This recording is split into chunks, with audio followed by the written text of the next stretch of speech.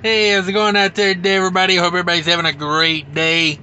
Sitting here in my Freightliner Cascadia, and I'm thinking, like, CR England puts a person right here. I don't know if you guys heard about that or not, but they put a third bunk in the trunk above the passenger and driver's seat so they can train two people at one time. I don't have plans to do that, but I was thinking that's a lot of wasted space up there. And I think I got a cure for that. I'm going to build a shelf right along the top edge of this ridge here. Connect it to this shelf in the back, So I'll take you along with me. We'll see how this works. Okay, I'm just playing around with a few things here. I thought about leaving the curtain behind the shelf here to, make sure the curtain, covers, but I don't think I want to set it up like that. Like I said, nothing's leveled. This isn't permanent. This is just wedged in there for the moment. I got to level it up and make sure that all works. So what I'm trying to do is, what I would like to do is free up this shelf right here. My top bunk is just becoming ridiculously full of stuff. I took the microwave out of this area because I don't know why Freightliner doesn't make this cabinet big enough for a microwave, but this is where I set my burner when I cook. So I don't want to put the microwave there because then I'm constantly moving the microwave. So my plan is to build this shelf, put the microwave on the shelf, strap it down, and then I can free this shelf up here for, I'd like to build, like maybe a shelf like midway across, or maybe like a little short shelf to slide my butane burner in its case in there, and then have some storage above it for like clothes or something. I don't know. I feel like I'm wasting a cabinet there with that microwave in it, so gonna try to mount that piece of wood there and see how that goes. Okay, I have decided to not put the curtain in there behind that. It's gonna make for some extra curtain, but I'm not really that concerned about it. I've went back in the sleeper and looked, and it darkens it out plenty. If I need to, I could always cut a slit in that a little bit. That way, it would go farther in there. And I could always screw that curtain, get a little piece of something to hold that, and then screw that against that cabinet if I really needed it. But it really darkens out without it. And then there is this thing has this snap that goes with that screw over there. I think I might take that screw out and put it over here so I can leave the curtain snapped, here. And then like when I get up in the morning, I can just slide the curtain over and strap it in. I never strap it in because I just push it over behind the exercise bike here, but I think that's what I'm going to do. That went in there really simple. I cut that at 15 inches. This board, I had them cut it to 15 inches at Home Depot. Maybe it's 14 3/4. I'll tell you here in a second exactly what it is. Okay, yeah, it's 14 3/4 wide. So if you want to do this in your truck, that's going to fit to that hinge right there about spot on. It does leave a little bit of a gap there just because of the shape of this area is not like perfectly square. The board is 14 3/4 by 29 inches.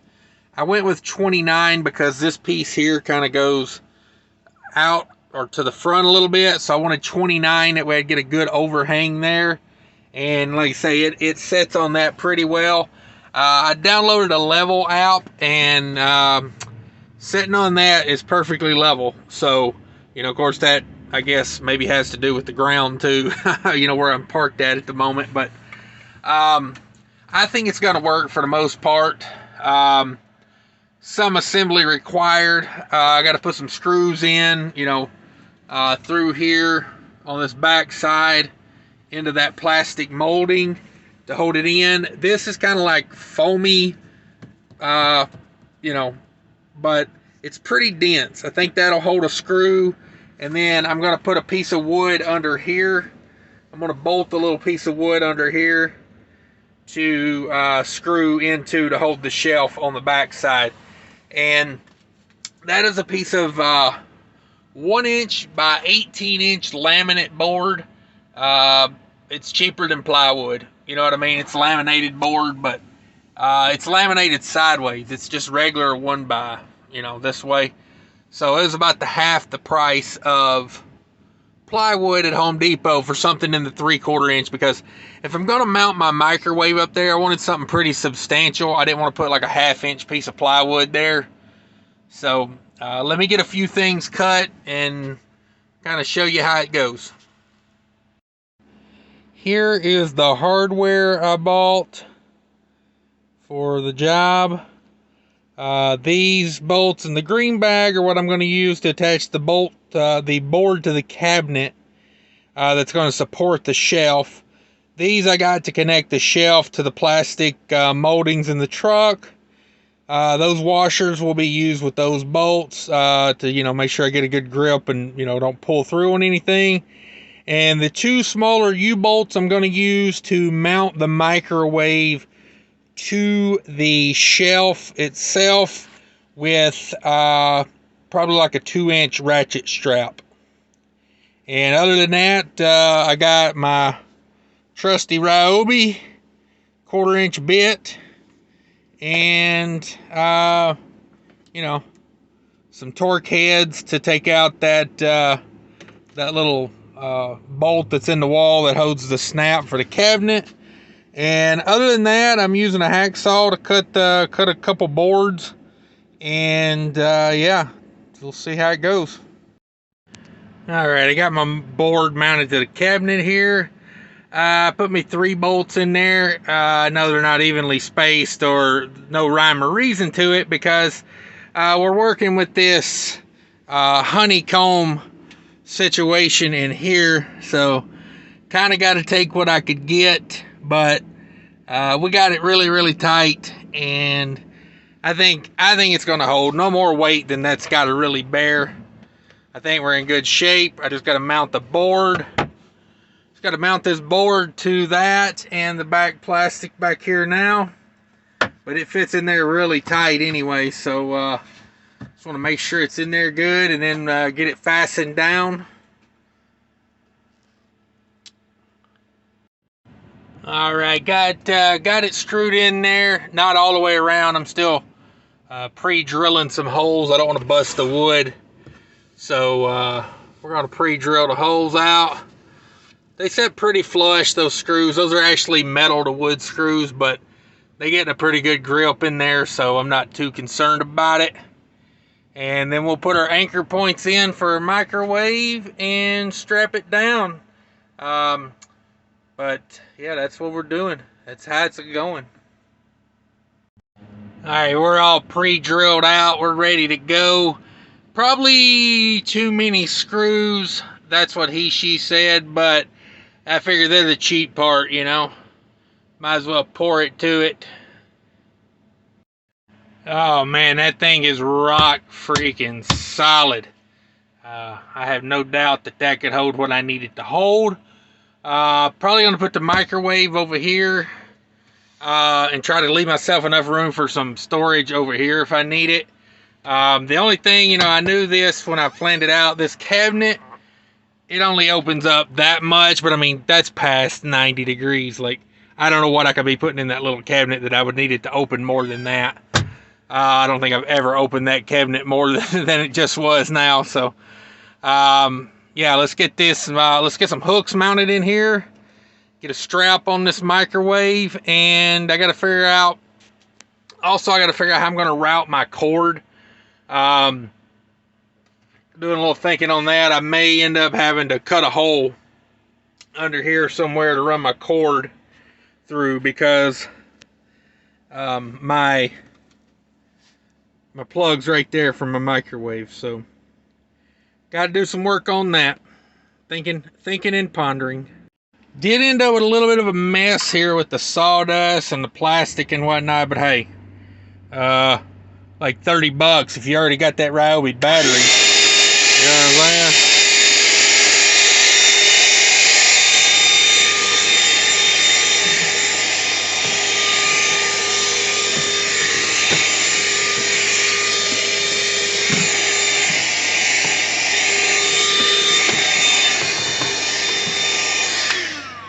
It ain't no Hoover, but it's good enough for government work. Okay, this is the plan to mount the microwave. Just bought a U-bolt. Just got a U-bolt in there like that. I'm going to slide the microwave over. You know, put my strap in there. Hook it there. We'll come over here. We'll hit it with another one. I got a 2-inch strap. I'm just going to old strap I've had forever. I'm just going to cut it off and fix it where it's the right length to just go over the microwave. I don't want the microwave right up on it. I want a little bit of a gap there, just to create, you know, some force pushing, you know, inward on both sides. But I think I got a spot to put my clipboard. I probably won't be able to reach it sitting down, but I've been looking. This clipboard has been in the way forever. You know, it's my just catch-all clipboard. So I'm thinking maybe that'll work right there. I don't know. It'll probably fall out. I'll probably have to figure out something to help hold that in. But I don't know. We're creating storage already. We're creating ways to think and to do things differently. So we'll get this other one in. As far as the cord goes, so I've been thinking about that. I was thinking about that today, actually, when I was driving, on how I'm going to do that. And I don't know. I thought about when I was at Home Depot earlier buying a hole saw. That's probably, I don't know, an inch and a half hole saw. You know, would probably get that through there and just drill a hole underneath here. And then come around and drill one in here. And then, you know, just clip it to here and have it come down to here. Because this is my battery charger for my Ryobi batteries. I leave that plugged in all the time, and now I can leave the battery plugged in all the time because I switched to that butane stove. So I really don't need, you know, many more plugs. But I can leave the microwave plugged in all the time if I did that. What I do is, typically, whenever I turn the inverter on to cook something in the microwave, you know, I keep a Ryobi battery on the charger at all times. So it's slowly charging as we go. But I think it's time to upgrade microwaves too. I've had this one for about 3 or 4 years.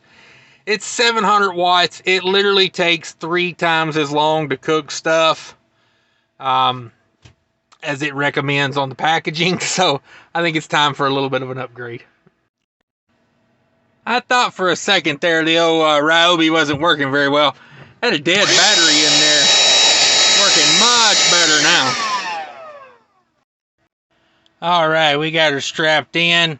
Hook's facing out. I got a twist in it so it don't flap going down the road. Come on. You flatbed guys get that one.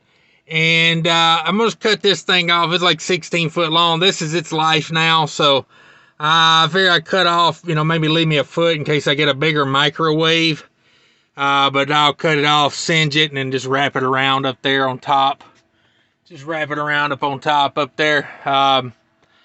I'd say this project's about done. I need that thing ain't going nowhere. I need to get me a hole saw to fix this cord problem, to run it down the way it needs to be ran. But other than that, I'd say the project's done. This took about an hour, maybe an hour and a half. Like I said, I got this board cut by the Home Depot, cut it for me. And all in, I'm about $35 in with hardware and board and everything. You could probably get it done a little cheaper buying the bulk hardware, but me, I was in a hurry, and you know, I paid maybe $1 or $2 more for the bulk hardware. But overall, I don't think it's going nowhere. And I'll probably end up hacksawing those bolts off on the bottom there just so I don't hit my head on them. Because I know me, I'll find a way. I'll find a way. But there you go, guys. You want to make some more space in your Freightliner? Right above the passenger seat, build you a shelf. My plan is I'll probably figure out, you know, something better to go up here. And yeah, that's how we're doing it these days. It's going to be a lot better. Got me a new shelf freed up now, so this right here is probably going to be, you know, a clothing shelf. Like I said, I'm probably going to build a shelf in there, maybe two. You know, have me a couple shelves in there like that. But you know, we'll see how it works out. Thanks for watching, everybody. Take care of each other. Until later, get your microwave up on a shelf.